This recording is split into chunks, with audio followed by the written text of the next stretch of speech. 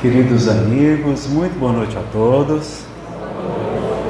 Quero agradecer de coração a oportunidade de poder estar aqui na festa de vocês, participando dessa noite tão importante em que celebramos 20 anos do nascimento da Casa do Caminho. E ainda é um bebezinho, não é? É uma casa ainda muito jovem. 20 anos para uma casa espírita é muito pouco. Eu conheço casas centenárias e fico muito feliz com o grande progresso que vocês alcançaram aqui, com a harmonia espiritual, com essa convivência fraterna que acaba às vezes redundando até um pouco de barulho, de muito abraço, de muito carinho, de muita alegria, como é a mensagem de Jesus. Quero agradecer ao nosso querido Marcelo, presidente atual, à nossa querida Helena, presidente eleita, ao nosso muito querido José Couto, que desde a vez passada organizou a nossa vinda para cá. Ele e a Gabriela se deslocaram até Fortaleza para me buscar lá. Eu estava de férias, aliás, estou de férias ainda, mas férias de espírita é trabalhando, é dando palestra, não é? E a gente fica muito feliz de estar aqui com vocês hoje, tá bom? Agradecer, registrar a presença de amigos queridos, nosso querido Feitosa, mandar um abraço para a esposa, filho, toda a família, conterrâneos do Ceará, que moram aqui nessa terra abençoada de Mossoró. Então quero agradecer a oportunidade de poder estar aqui nesta festa, em que a gente vê tanta alegria dos encarnados e percebe que o mundo espiritual também está em uma grande festa, uma grande celebração. Bom, na noite de hoje nós iremos falar sobre Simão Pedro, o apóstolo de Jesus. Pessoal, para falar sobre Simão Pedro, a gente precisaria pelo menos de um seminário de 2 dias. Tem material, tem um slide aqui suficiente para isso aqui, né? Então agora é sábado, aliás, quarta-feira à noite, daqui para sábado de manhãzinha a gente está terminando assim a parte introdutória, né?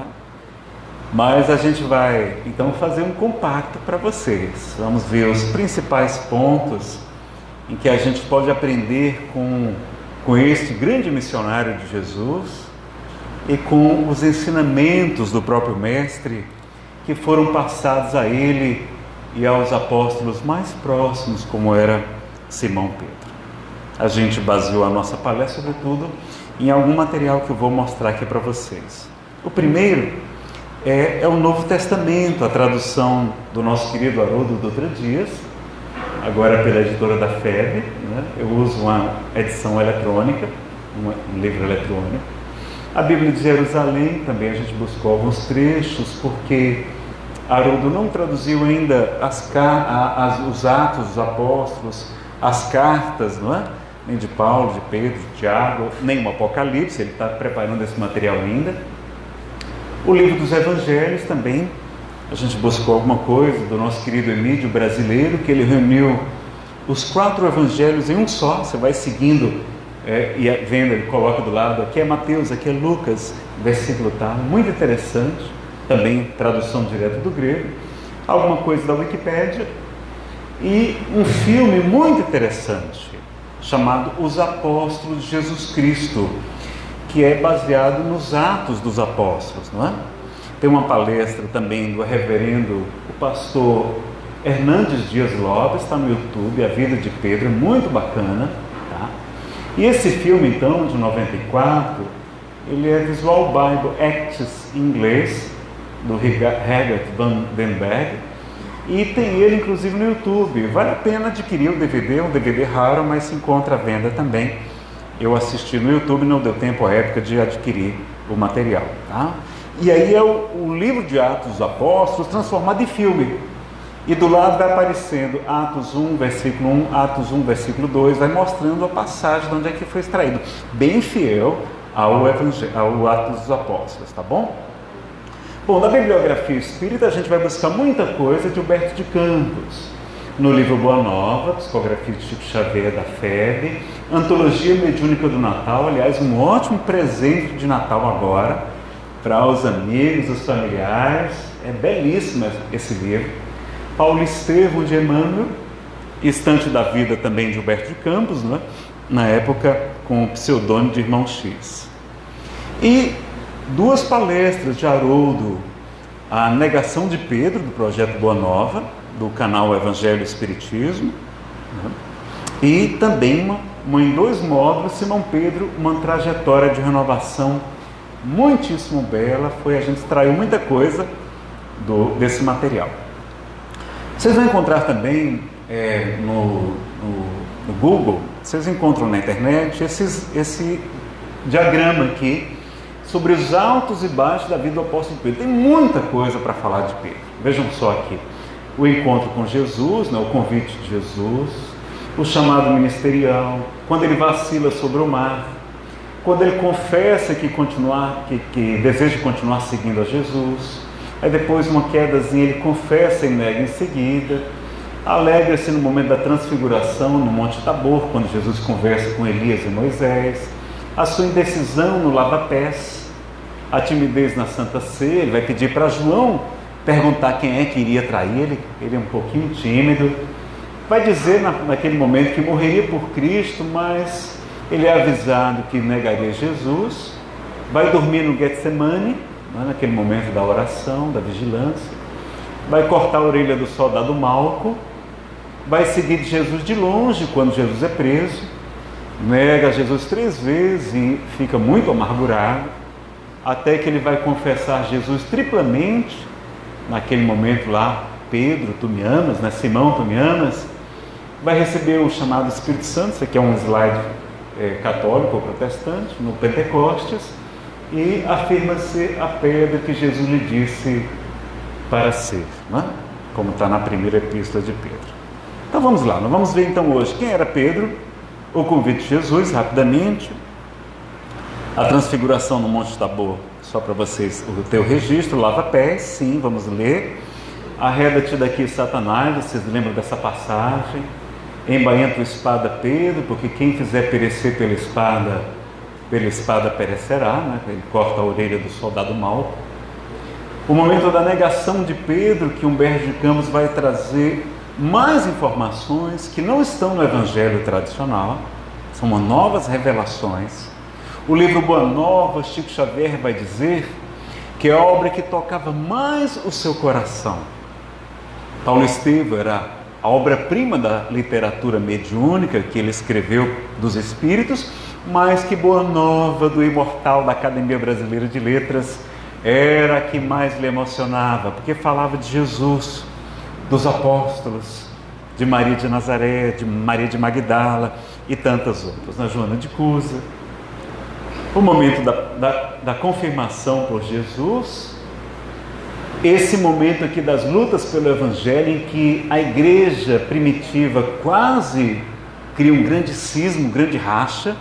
Então é importante, a gente vai ver aqui alguma coisa dela também. Depois acontece o Concílio de Jerusalém, também narrado em Paulo Estevão. O incêndio de Roma no ano 54, ele é levado para Roma. A crucificação de Pedro, ele avisa inclusive que vai deixar o corpo, né, o tabernáculo. E a gente vai terminar falando da cura do filho de Sertório Aniceto, também trazido por Humberto de Campos, tá bom? Então quem era Simão Pedro? Bom, o nome dele era Simão, depois Jesus vai apelidá-lo de Cefas, não é?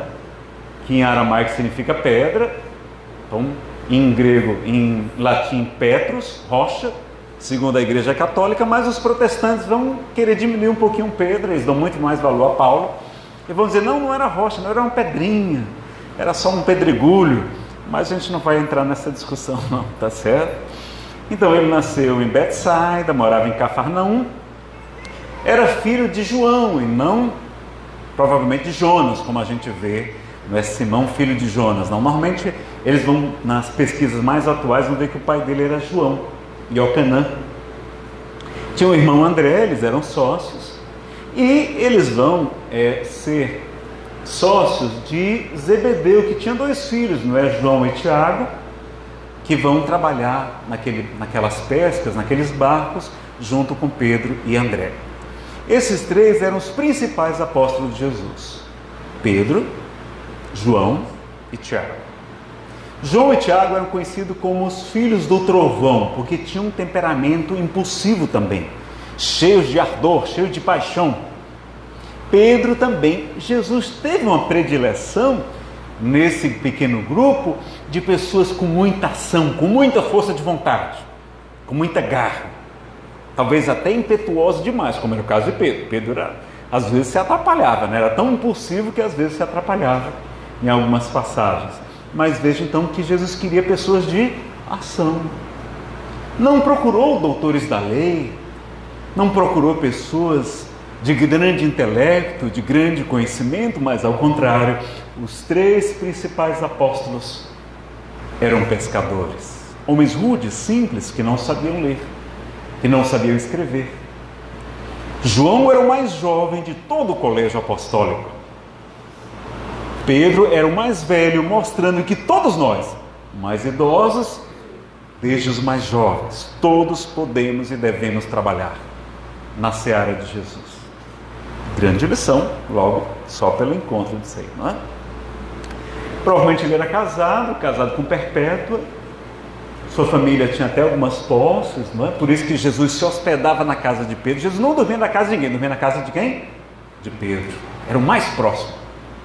Ia para as pescarias pela manhãzinha, de manhã cedo com Pedro, comia com ele, curou até a sogra de Pedro, né? Alguns vão dizer que Pedro negou Jesus 3 vezes porque Jesus curou a sogra dele, né? Mas isso são as más línguas, a gente não vai falar isso. A minha sogra é maravilhosa, é verdade, ela é muito querida. E a sogra da minha esposa, então, essa é fantástica. A sogra da minha esposa é maravilhosa. Veja como a gente é injusto com as sogras, não é? Metade delas são nossas mães. Então, isso são informações de São Clementes e Orígenes, doutores do primeiro século, não é? O convite de Jesus, se você se ler só Mateus, você acha estranho, vem tu e segue-me. Não, não foi só assim não. Lá em Lucas é que você vai ver os detalhes, por isso que tem que ler os 4 evangelistas, tá? Tem informações em um que não estão em outros e assim por diante. Então ele vai ver os barcos, 2 barcos, eles estavam lavando as redes, os pescadores. Jesus vai, entra no de Simão, entra no de Pedro. Sentou-se, levaram o barco ali um pouquinho para mais distante da margem, e ele usava aquele espelho d'água como um alto-falante, e vai dali pregar, não é? Fazendo uma pregação, encanta a multidão. Pedro já se comove, e ele vai pedir a Pedro que lance as redes. E Pedro vai dizer: comandante, labutando durante toda a noite, nada apanhamos, mas com base em tua palavra descerei as redes. E pegaram tantos peixes que as redes se rompiam, tiveram que chamar outros barcos para ajudar a recolher o peixe. Naquela hora Pedro se comove e vai dizer: Senhor, afasta-te de mim, porque sou um homem pecador. Pois o assombro a poderoso dele e dos que estavam junto com ele, em razão da pesca dos peixes, a primeira pesca, chamada pesca milagrosa, né, que arrastaram juntos. Então, Jesus vai dizer a ele: não temas, a partir de agora serás pescador de homens. E deixando tudo, o seguiram, né? Então está assim em Lucas, né? Vocês sabem do episódio da fé vacilante, ele muito impetuoso, quer fazer que nem Jesus, caminhar sobre as águas e acaba afundando. E vamos ver um momento em que, olha como Pedro era atrapalhadinho, pessoal. Jesus vai pegar as pessoas, né, mesmo com muitas limitações. Veja que o convite do Evangelho não é para a gente se tornar anjos, não. Nós podemos e devemos trabalhar muito, apesar de sermos muito atrasadinhos ainda. Então é como Chico Xavier. Chico Xavier não era um anjo, mas ele foi um homem que viveu como um anjo. Não dá para a gente virar anjo numa única encarnação, mas trabalhar muito, dedicar-se a Jesus, construir o reino dos céus em nosso coração, e isso é nosso dever, é a nossa maior felicidade. Então ele vai, Humberto de Campos narra o encontro de Jesus na casa de Jeroboão, não é? Em Corazim, quando se aproximam 4 velhos publicanos, né? Eram aquelas pessoas corruptas que extorquiam, que recolhiam os impostos, E eles estavam lá buscando o verbo reconfortante. Tinham fome de esclarecimento e tranquilidade. Queriam palavras que os auxiliassem na aquisição da paz e da esperança. Tinham ouvido falar de Jesus e queriam segui-lo. Mas Jesus tinha um compromisso, né? Compadeceu-se dele e vai pedir: Simão, não é? Atende esse povo, vai dizer: Pedro, nossos irmãos chegam à procura de renovação de afeto. Rogo, seja junto deles o portador do bem eterno. Ampara-os com a verdade. Prossigamos em nossa tarefa de amor. Então Jesus pediu para ampará-los com a verdade. Só que Simão conhecia os 4 que não eram gente boa, não. Então o joalheiro, ele já começou chamando de ladrão das viúvas e dos órfãos, começou a falar do Moabe também, das extorsões que ele havia feito. Zacarias acusou até de uma morte de um sapateiro para roubar-lhe a mulher, não é? Ananias também explorando o povo a custo da fome. E ele vai dizer: Súcia, né, que é bando de ladrões, bando de malfeitores, o reino de Deus não é para vós. Só que naquela hora Jesus chega: graças a Deus. Pedro, o que fizeste? E aí ele tentou justificar: Senhor, tu disseste que eu deveria amparar estes homens com a verdade. Sim, eu falei amparar, nunca te recomendaria aniquilar alguém com ela, com a verdade. E aí ele foi, chamou-os para a ceia, pediu para sentar ao seu lado. Sentar ao lado na ceia, do lado direito sobretudo, era uma grande honra. E Jesus coloca os publicanos para sentar a seu lado. E aí exaltou a divina providência, se referiu ao reino de Deus com tanta beleza, que todos saíram de lá diferentes, transformados, felizes, levando consolo. Só que Pedro vai chamar a atenção de Jesus. Olha como ele era danado. No caminho ele vai dizer: Senhor, se era necessário demonstrar tanto carinho para com os maus, como estender auxílio aos bons? Se homens errados mereciam tanto amor, que lhes competia fazer a benefício dos homens retos? Jesus então lhe esclarece: Pedro, eu não vim à terra para curar os sãos. Ele dizia: eu não vim para os sãos, mas para os enfermos. Os sãos não precisam de médico. E na negação de Pedro, olha que momento importante lá em Boa Nova, mais detalhes que a gente não tinha nos evangelhos tradicionais. Então Pedro não compreende quando Jesus lava o pé dos apóstolos, não concordava com um ato de extrema submissão. E quando Jesus chegou na sua vez para lavar-lhe os pés, ele vai dizer: nunca me lavareis os pés, mestre. Olha, ele era firme, não é? O nunca dele só demorou alguns minutos, só valeu por alguns minutos.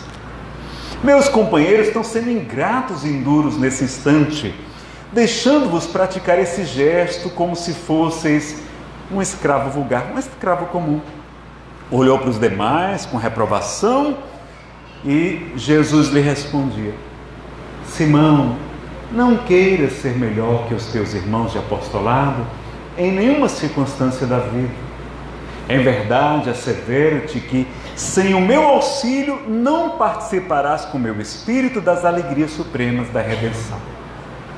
Então a gente sozinho, pessoal, não consegue nada se não tiver um amparo de Jesus, dos seus prepostos, dos seus missionários, dos amigos espirituais. E ele vai dizer: aproxima-se a hora do meu derradeiro testemunho. Sei por antecipação que todos vós estareis dispersados neste instante supremo, não é? Porque para cumprir até a profecia que diria, não é?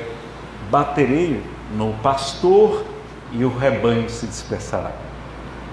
É natural, porquanto ainda não estáis preparados senão para aprender. Então Jesus não estava preocupado com eles, não ficava chateado porque ia ser abandonado. Ele vai dizer: é natural que seja assim, porque vocês não estão em condições de ensinar, de testemunhar, estão só em condição de aprender. Pessoal, aprender espiritismo é fácil. Ensinar doutrina espírita também não é complicado. O complicado é o testemunho. Quando a gente vai ser testado, vai colocar em prática aquilo que a gente aprendeu, não é? Antes, porém, que eu parta, quero deixar-vos um novo mandamento: o de amar-vos uns aos outros como eu vos tenho amado. É mais do que lá em Deuteronômio, Levítico, amar a Deus sobre todas as coisas, ao próximo como a si mesmo. é amar como Jesus nos amou, o amor sacrifício, o amor renúncia, o amor incondicional por todos. E ele vai dizer: que sejais conhecidos, reconhecidos como meus discípulos, não pela superioridade do mundo, pela inteligência, pela riqueza, pelo poder, não. Pela demonstração de poderes espirituais, pela mediunidade, não serão reconhecidos por isso. Ou pelas vestes que envergueis na vida, mas pela revelação do amor com que vos amo. Então é assim que a gente tem que ser reconhecido, pela revelação do amor como Jesus nos ama, pela humildade que deverá armar as vossas almas, pela boa disposição no sacrifício próprio.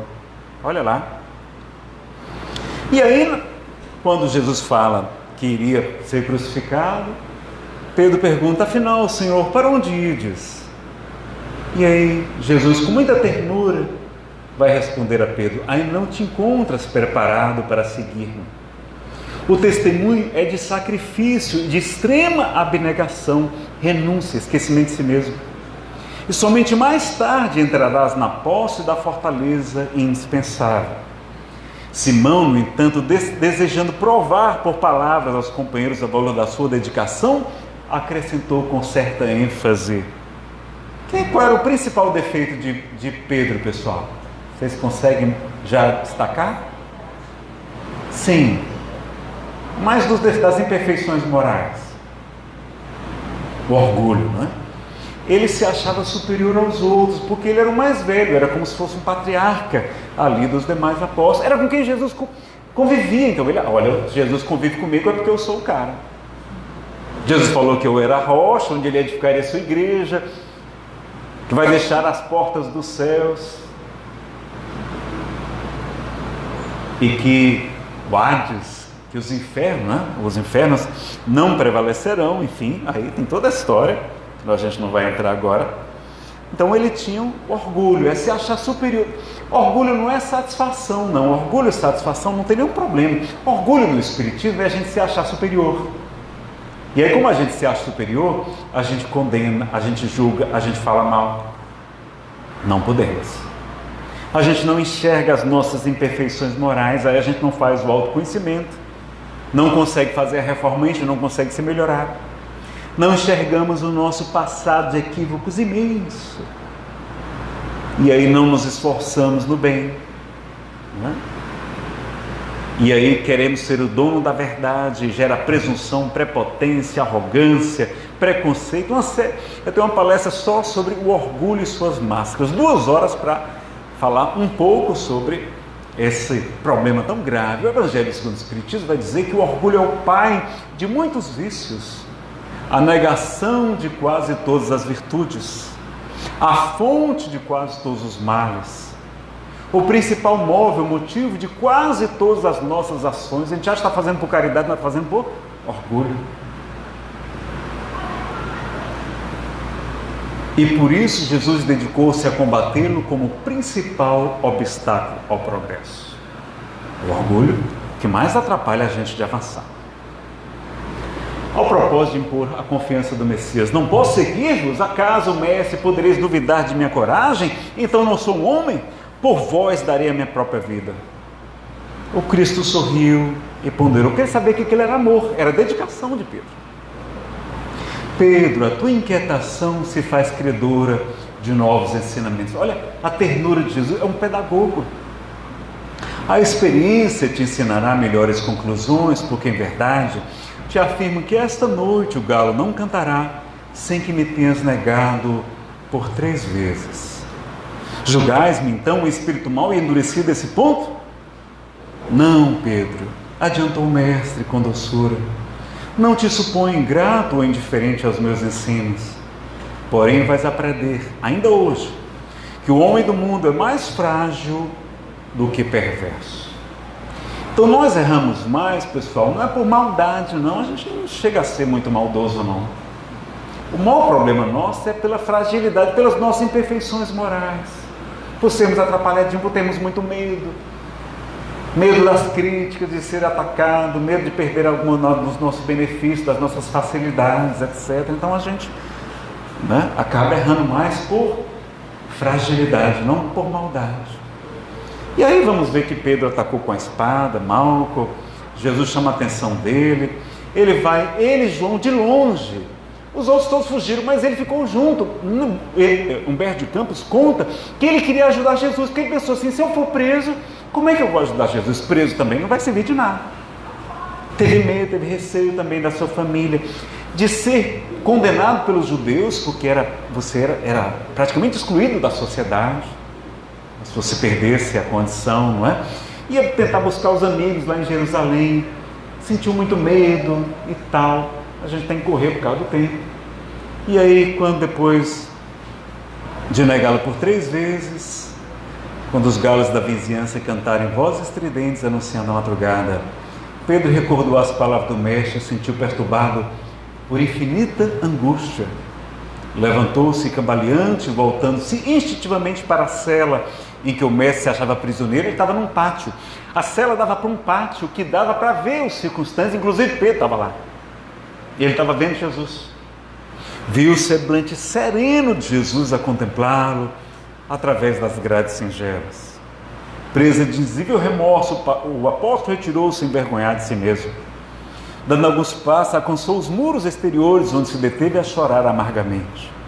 Ele que fora sempre homem ríspido e resoluto, que condenara invariavelmente os transviados da verdade e do bem, que nunca conseguira perdoar as mulheres mais infelizes, ali se encontrava, abatido como uma criança em face da sua própria falta.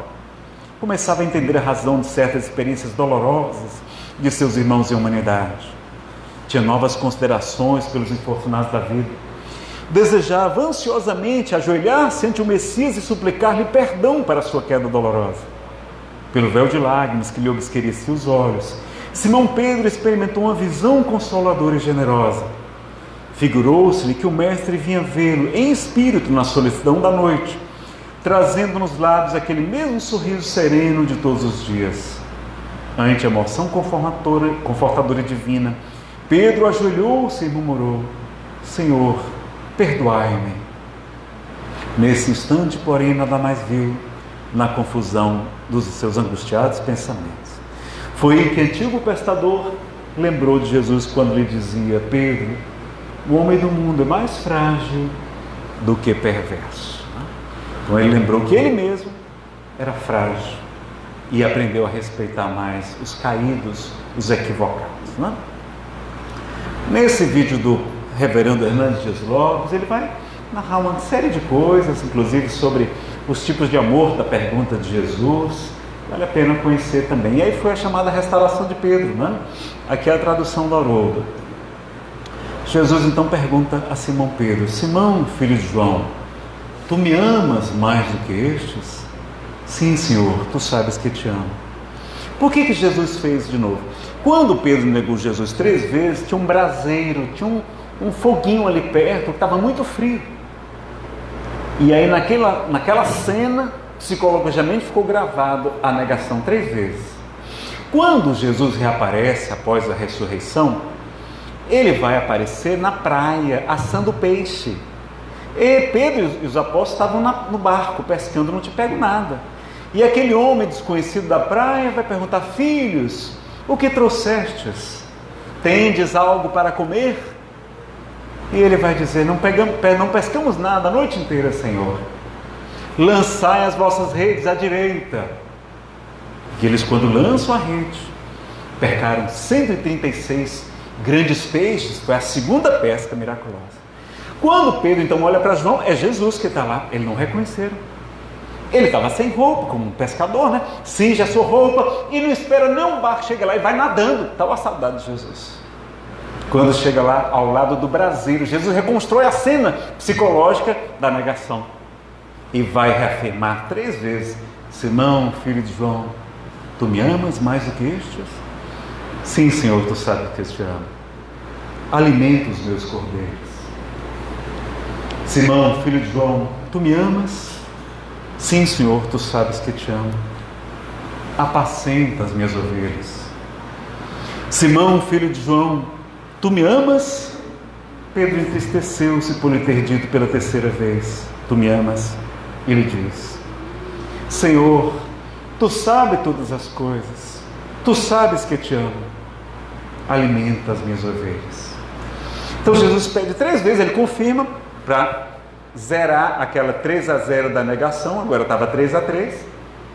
E qual foi a única condição para servir a Jesus? O amor. Aí ele vai pedir fidelidade, né? Vai pedir compromisso com a tarefa do bem do Evangelho, que era apacentar, pastorear as ovelhas de Jesus, né? E aí mais tarde ele vai dizer como é que ele ia morrer. Vai dizer: quando eras jovem, cingias a ti mesmo e andavas onde querias. Quando envelheceres, estenderás as tuas mãos e outro te cingirá, te colocar roupa, e te levará onde não queres. Disse isto, indicando com que tipo de morte glorificaria a Deus. Depois de dizer isso, disse: segue-me. E ele seguiu. Então agora ficou 4-3. Vejam que Simão, ele morava em Cafarnaum, vai ter que ir para Jerusalém, vai ficar na casa do caminho lá, entre o Jerusalém e o porto de Jope. Era ali o primeiro núcleo dos cristãos, que não tinha esse nome, liderados por quem? Por Simão Pedro. Então Pedro, meus amigos, era o mais importante dos apóstolos. Não era Paulo, como alguns tentam levantar, não. Era ele quem coordenava os outros apóstolos que saíam de 2 em 2 a pregar. Foi ele que coordenou o trabalho de Paulo. Paulo vai querer pregar, ele vai dizer: não, Paulo, não estás pronto, e vai mandar voltá-lo para Tarso. Só mais tarde é que ele vai mandar chamar Paulo, quando percebe que ele está pronto. Então ele realmente é quem coordenou tudo. E ele vai ter lá na casa do caminho um trabalho assistencial dos leprosos, dos enfermos, dos caídos, dos estrangeiros, das viúvas, das crianças. E ele também, depois de algum tempo, ele vai dizer que nós não poderíamos negligenciar a tarefa da divulgação do Evangelho. E vai destacar 7 daqueles principais, incluindo Estevão, lembra de Estevão, de Paulo Estevão, para o trabalho assistencial. E ele, João, Tiago e os outros vão ficar na divulgação, porque a gente tem que fazer o trabalho social, mas o mais importante é levar a palavra. O que Jesus mais falou foi sobre o reino dos céus. A principal missão de Jesus não era curar corpos perecíveis, era divulgar o Evangelho. A de Paulo, divulgar o Evangelho. Dos apóstolos, divulgar o Evangelho. De Francisco de Assis, divulgar o Evangelho. Mandava os apóstolos em vários lugares do mundo, os frades, não é? Francisco Cândido Xavier, divulgar o Espiritismo, o Evangelho através do Espiritismo, através dos livros, mais de 500 obras psicografadas, não é? Então lembrar disso também é interessante. E vamos ver aqui as lutas pelo Evangelho. Esse aqui é o momento em que podia ter um grande racha. Emmanuel chama a atenção que foi um momento muito grave da história, e foi que Simão Pedro que salvou a igreja nascente dessa divisão, não é? Está lá em Paulo Estevão, tá certo? No item lutas do Evangelho. Então, o que aconteceu? Vou ter que resumir, não vai dar para ler tudo, dá vontade de ler tudo, porque ambos, ele e Humberto de Campos, escrevem de maneira maravilhosa, né? Dá vontade de ler o que esses grandes gênios da literatura realmente escreveram. Mas foi o seguinte: Paulo está em Antioquia, convida Simão Pedro para vir fazer uma pregação, ele vem, e Paulo tinha ali companheiros que eram gentios, que não eram judeus, que haviam se convertido. E Paulo defendia que não era necessária a circuncisão, não é? Como Tiago, que era mais voltado ao judaísmo, defendia. Que não era necessário que os gentios tivessem que parar de comer carne de porco, por exemplo, de habituar-se a todas as tradições e rituais do povo judeu na parte da alimentação. Que o mais importante era seguir a Jesus. E aí ficava aquela confusão entre Tiago e João e Paulo. Tiago lá em Jerusalém, e quando Pedro chega, Pedro come com os companheiros lá da Macedônia, aqueles gentios que não eram circuncidados. Porém, depois de alguns dias, chegaram alguns emissários de Jerusalém, lá da igreja onde Tiago estava. Quando ele chegou, Pedro ficou diferente. Parou de almoçar com aqueles amigos que não eram judeus, que não eram circuncidados. Começou a ficar estranho. Paulo vai para a tribuna e chama a atenção de Pedro em público, de maneira muito dura. Paulo era muito severo, pessoal. Sobretudo na epístola aos Gálatas, vocês vão ver um Paulo muito firme. Porque a gente é muito atrapalhadinho, né? Quanta coisa errada a gente fez. Naquela época tinha muita coisa errada. Desde o comecinho, muitos apóstolos têm interpretado de maneira equivocada a mensagem de Jesus, não é? E aí ele vai descer o seu verbo eloquaz, elogiando Simão, mas chamando atenção de desgosto. O Barnabé, que tinha Paulo e Pedro como seus melhores amigos, começa a chorar. E vai pedir para que Paulo pare com isso, não é? Como é que ele podia falar aquilo de Pedro, não é? Só que Paulo continua cada vez mais firme. E um momento, vale a pena a leitura desse momento de vocês. Só que Pedro continuava sereno, com uma tranquilidade imensa. E todos ali, espantados, né, com aquela história em público. Aí Simão Pedro rogou a Jesus a inspiração necessária. Sabia da dificuldade da missão, que não podia provocar escândalos. Lembrou de Jesus no Calvário quando ninguém o compreendera. E de repente ele fixou sua visão no madeiro, na cruz. A cruz representava o equilíbrio das duas linhas, vertical e horizontal. Então ele percebeu que era preciso ser justo, sem parcialidade ou sem falsa inclinação.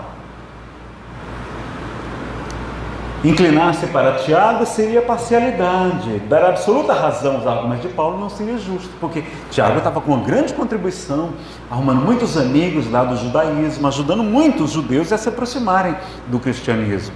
Aí ele vai lembrar de Jesus, o que desejasse ser o maior, fosse o servo de todos. E aí o que ele vai fazer? Levantar-se com os olhos banados em lágrimas e dizer: irmãos, muito tem errado neste mundo. Não é segredo para ninguém que chegar a negar o Mestre no instante mais doloroso do Evangelho. Tenho medido a misericórdia do Senhor pela profundidade do abismo de minhas fraquezas. Se errei entre os irmãos muito amados de Antioquia, peço perdão de minhas faltas. Pediu perdão em público. E quantos nós temos dificuldade de pedir perdão, às vezes em particular? Ele pede perdão em público. Olha aqui, humildade, aquele mesmo orgulhoso de antes, agora estava renovado pela humildade que Jesus ensinava. Submeto-me ao vosso julgamento e rogo a todos que se submetam ao julgamento do Altíssimo. Reconhecida a extensão das minhas necessidades espirituais e recomendando-me as vossas preces, pediu orações por ele. Passemos, irmãos, aos comentários do Evangelho de hoje. Era ele que ia comentar o Evangelho, mas ele vai dizer, muito sereno: peço ao nosso irmão Paulo de Tarso o obséquio de consultar e comentar as anotações de Levi. Se não fosse aquela ponderação de Pedro, a humildade dele naquele instante, poderia ter tido uma das maiores divisões da igreja nascente, não é? Emmanuel então chama a atenção no livro Paulo Estevam. No Atos dos Apóstolos, envolve muita história de Pedro. Naquele filme são 3 horas de duração e um pouquinho. A primeira hora é só sobre Pedro, praticamente. A segunda e a terceira, sobre Paulo e os demais apóstolos, tá? Vale a pena a gente ler, porque a gente não tem o hábito de ler o Atos dos Apóstolos também, não é? Vale a pena conhecer como é que era o cristianismo primitivo. Era muito mais difícil do que a gente imagina, pessoal. Eles vendiam todos os seus bens. Todos davam todos os seus bens para ajudar o grupo e ajudar os pobres. Ficavam todo mundo pobre. Era um sistema diferente, que acabou mudando com o passar do tempo, não é? Então vamos ver momentos como ele cura um paralítico na porta chamada Formosa do templo. Um casal que mentiu sobre a venda de um terreno deles, em vez de dar o dinheiro para a igreja, ficou com a parte. Tem um desfecho surpreendente, está lá também em Atos dos Apóstolos. Cura até pela sombra de Simão Pedro, o encontro com Gamaliel, a questão da divisão lá, né, que ele fez, o discurso de Estevão, o feiticeiro que queria comprar o dom, né, depois a Saulo às portas de Damasco. Ele fez uma ressurreição também, um caso de catalepsia, de letargia, ele ressuscita, não é? Daquela morte aparente de uma menina chamada Tabita. A visão do centurião Cornélio, que era um homem romano, gentil, mas era muito caridoso, que orava muito a Deus, e que suas preces e suas esmolas chegavam aos céus. Recebe um anjo, um espírito, que manda ele procurar Simão Pedro, que estava na casa de Simão, o curtidor de couros. E ele manda chamar a Pedro de lá. Pedro, antes disso, recebe também um aviso de um anjo, de um espírito, falando de Cornélio, o centurião, para visitá-lo. Tem a visão dos animais também, quando aparece um lençol que desce dos céus 3 vezes, com todo tipo de animais, e uma voz do alto dizia: levanta-te, mata e come. Ele vai dizer: não, meus lábios jamais experimentaram carnes impuras. E a voz vai dizer: não chames impuro o que foi glorificado pelo Senhor, mostrando que podia comer qualquer tipo de carne. Bobagem aquela história da restrição de alguns animais, tipo porco, por exemplo, né? Depois tem a morte de Tiago, a prisão de Pedro por Herodes. Um anjo liberta Pedro da prisão. O anjo, depois de libertar ele, deixa que ele vá sozinho. Não, agora você se vira, né? Não vão fazer tudo por nós. Falam sobre o perispírito, os guardas da prisão são executados. Nas suas cartas de Pedro, vamos ver citações interessantes como essa aqui: aparta-se do mal, afaste do mal, pessoal. A gente tem que se afastar do mal, porque a gente gosta ainda das coisas atrapalhadinhas, não é? E faça o bem, busque a paz e siga. E a mensagem mais bela, confirmada por Emmanuel, vai dizer: acima de tudo, cultivai com todo o ardor o amor mútuo, porque a caridade cobre uma multidão de pecados. Outro momento ele vai dizer, né? Porque como poderemos seguir outros senão a ti, porque somente tu tens as palavras de vida eterna, falando de Jesus.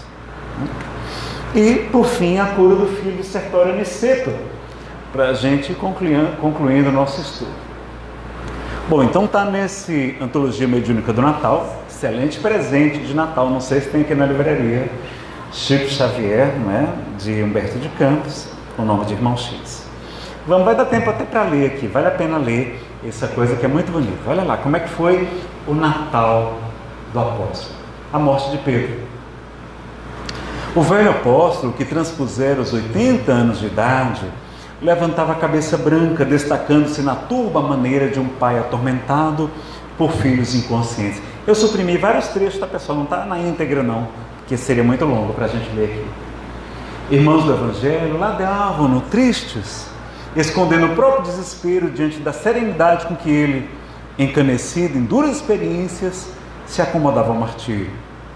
Mulheres e crianças emaranhavam-se cortejo adentro para beijar-lhes as mãos. Transeuntes, ainda mesmo adversos ao cristianismo nascente, fitavam-no respeitosos, quais se visse um soberano humilhado e pobremente vestido, a caminho de inesperado triunfo. E até soldados da escola, soldados romanos, recordando vários companheiros que Simão transfigurara ao curar-lhe os parentes enfermos, abeiravam-se dele com veneração e carinho. Apenas um dos pretorianos, Sertório Aniceto, destacado elemento na expedição, não poupava o sarcasmo. Para diante, velho impudente, judeu sujo, lixo humano, que envergonharia os postes da arena. Não abuse da crendice do povo, ladrão imundo. Chegou o seu fim. Pedro, entretanto, contemplava o céu escaldante da tarde e orava em silêncio. Sentia-se agora fatigado e incapaz. Compreendia que a Boa Nova exigia servidores robustos e rogava ao Cristo enviar-se obreiros novos e valorosos para a vinha do mundo. Vamos pedir para que continuem vindo pessoas aqui à Casa do Caminho, para termos mais trabalhadores, porque a colheita é farta, mas quão poucos são os trabalhadores. Rogai ao Pai para que Ele vos envie mais trabalhadores para associar. Mas não era só isso. No íntimo do coração ardia a saudade do Mestre e ansiava retomar-lhe a companhia para sempre. Regressava pela imaginação a Galiléia distante, buscando Jesus em pensamento. Revia o lago de Genezaré, em seus dias mais belos, e as multidões simples e generosas, com que o Senhor repartiu o pão e a verdade, o consolo e a esperança. Por estranhos mecanismos da memória, respirava de novo o perfume das rosas de Betsaida, das romãzeiras de Aldamanuta, das quintas frutescentes de Magdala e dos pequenos vinhedos de Cafarnaum. Reconstituía em levadas as pregações do divino amigo e parecia-lhe jornadear de retorno à família, das crianças e dos enfermos, das mães sofredoras e dos velhinhos que ele próprio lhe entregara ao coração. Atingido o local do suplício, confiou-se automaticamente aos soldados que o desnudaram, que tiraram sua roupa. E como se estivesse hipnotizado pela ideia do reencontro, sofregamente aguardado, quase nada percebeu dos martelos, dos pregos, rudemente manobrados, que lhes apresavam pés e mãos ao lenho que lhe ergueram de improviso. São Clemente vai defender que ele foi crucificado de cabeça para baixo, porque ele diz que não merecia morrer como o seu Senhor. Detido, porém, na ânsia de repouso, Pedro não via que o tempo se escoava sem que lhe desfechassem qualquer golpe. Ele estava crucificado já. Aqui além, grupos em orações e lágrimas salientavam-se de mãos postas, contudo, a morte tardava, ele não morria, apesar de velho e ferido. Aniceto, entretanto, não perdia de vista, e reparando que o crepúsculo baixava, o pôr do sol, atirou-lhe pontiagudo calhau, uma pedra grande, na cabeça, e gritou: morre, bruxo! O apóstolo observou que o sangue esguichava, mas sem qualquer reação. Rendeu-se ao invencível torpor, qual se fosse repentinamente anestesiado por brando sono.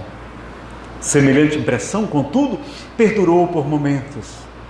O ancião, após desaljar-se do corpo, sair do corpo, identificou-se espiritualmente, livre e eufórico, ao pé dos próprios despojos, e alheio ao algazarra em torno, contemplou o firmamento, onde os astros se inflamavam como se dedos invisíveis acendessem lumes deslumbrantes para uma festa no céu. Espantado, observou que um homem descia do alto, como que materializado pela fulguração das estrelas, e decorridos alguns instantes de assombro, viu Jesus a 2 passos, a endereçar-lhe o inovidável, o inesquecível sorriso. Mestre, clamou, inclinando-se para beijar o chão que ele pisava. O Messias redivivo tomou nos braços e partiu, conchegando ao coração, qual se transportasse a frágil criança. Olha o carinho de Jesus. Por várias semanas restaurou-se Pedro na estância de luz, numa colônia espiritual, celestial maravilhosa, que o Cristo lhe reservara. Junto dele visitou paragens de inexprimível beleza, recolheu lições preciosas, presenciou espetáculos soberbos de grandeza cósmica e abraçou afeições inesquecíveis. Amigos muito queridos, quanto mais integrado se reconhecia no plano superior, eis que o celeste companheiro lhe anuncia nova separação. Jesus fala que vai se afastar dele, que o discípulo descansasse quando quisesse, elevando-se às excelsas regiões. Ele, porém, Jesus, devia ausentar-se. Senhor, aonde vais? Indagou o apóstolo, penosamente surpreendido. E Jesus, indicando-lhe o escuro recanto da vastidão, em que se adivinhava a residência planetária dos homens, o planeta Terra, informou sereno: Pedro, enquanto houver um gemido na terra, não me será lícito repousar. E aí Pedro? Então, Senhor, eu também. E como outrora, demandaram juntos os quadros de ação em que se lhes evidenciasse o amor sublime. Atraídos por centenas de vozes, atravessaram Roma, parando, por fim, em espaçoso cemitério da Via Ápia, mergulhado na sombra noturna.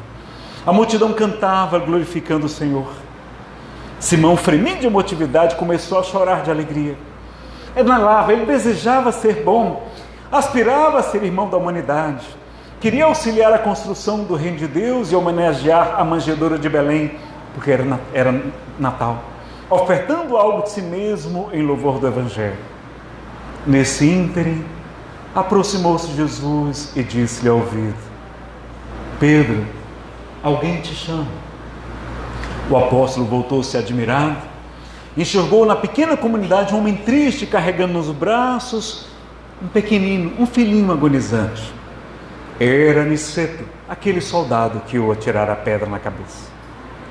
Ao rogar-lhe mentalmente se lhe compadecesse do filhinho, que a febre devorava naquela época, tinha uma febre alta, a criança normalmente morria. Qual se lhe registrasse a presença, expunha-lhe os remorsos que amargava e pedia-lhe perdão. O antigo pescador não hesitou. Depois de oscular-lhe, beijar-lhe a fronte suarenta, afagou a criança atribulada, impondo as mãos, e ali mesmo, magneticamente tocado por forças renovadoras e intangíveis, o menino despertou, lúcido e refeito, enlaçando-se ao pai a afeição de ave assustada quando torna a segurança do ninho.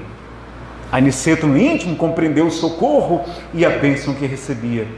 E renovado começou a cantar em lágrimas de júlio: glória a Deus nas alturas, paz na terra, boa vontade para com os homens. Para o rude legionário de César começaram a nova vida, e para Simão Pedro o serviço continuou até hoje, trabalhando por todos nós. E para a gente encerrar, um poema de Maria Dolores, pela psicografia de Chico Xavier, do livro Alma e Vida. Eu vou colocar só uma música de fundo aqui. Pequeno em D maior, de Pachelbel. Pedir ao Marcelo, que sempre cuida de tudo aqui, né? Ver se o som vai estar funcionando. Ela começa um pouquinho baixinho mesmo.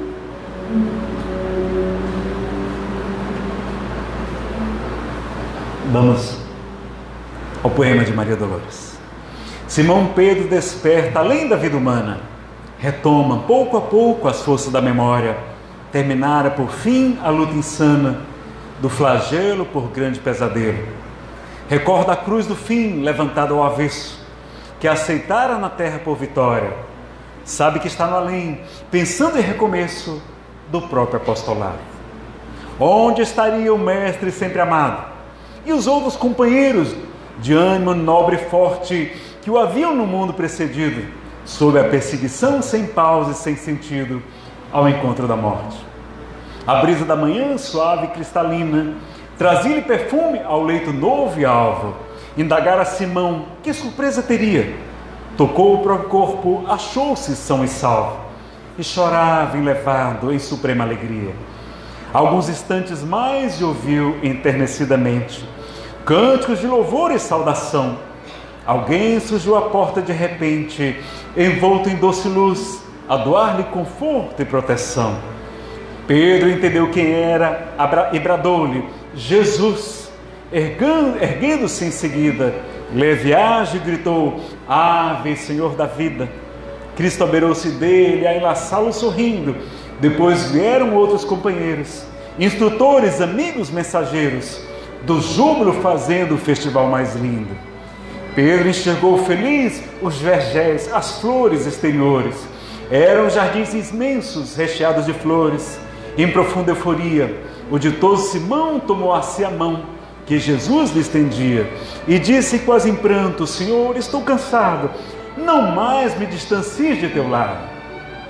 Trago comigo a dor dos que moram no mundo, aquele imenso caos cada vez mais profundo, de penúria, fadiga e sofrimento. Não desejo perder as luzes que hoje alcanço. Permite-me, Senhor, ficar contigo neste celebre abrigo. Necessito de paz, de socorro e de descanso. Ao mundo de onde venho, pelas tribulações padecidas no lenho, não mais quero voltar. Desejo aqui viver contigo neste lar. Mas Jesus apontou-lhe o imenso espaço à frente e falou-lhe a sorrir: Fica, Simão, se estás contente. Estes sítios são teus, tanto quanto de todos os irmãos que se viram na terra a bondade de Deus. Cristo fez pausa e logo após explicou: Quanto a mim, não posso repousar. A construção do bem é o meu lugar. Ouve, Simão, enquanto houver na terra um só gemido, uma gota de pranto, enquanto houver no mundo um coração caído, devo esforçar-me por permanecer no trabalho do amor, que é meu dever. Mas descansa, Simão, ver-nos-emos depois. Nunca houve distância entre nós dois. Afastou-se Jesus, Entretanto, Simão, fitando o excesso amigo, bradou sem vacilar: Senhor, eu vou contigo. No passo firme do divino mestre, ambos se retiraram das alturas, buscando a direção das faixas obscuras da vastidão terrestre. Na retaguarda, em paz, ficou a multidão de almas angelicais numa doce canção, cujo estribilho recordava esta expressão de luz dos hinos galileus: louvado seja o amor, bendito seja Deus. Poema Regresso, Simão Pedro. Muito obrigado, meus amigos. Que Deus os abençoe a todos.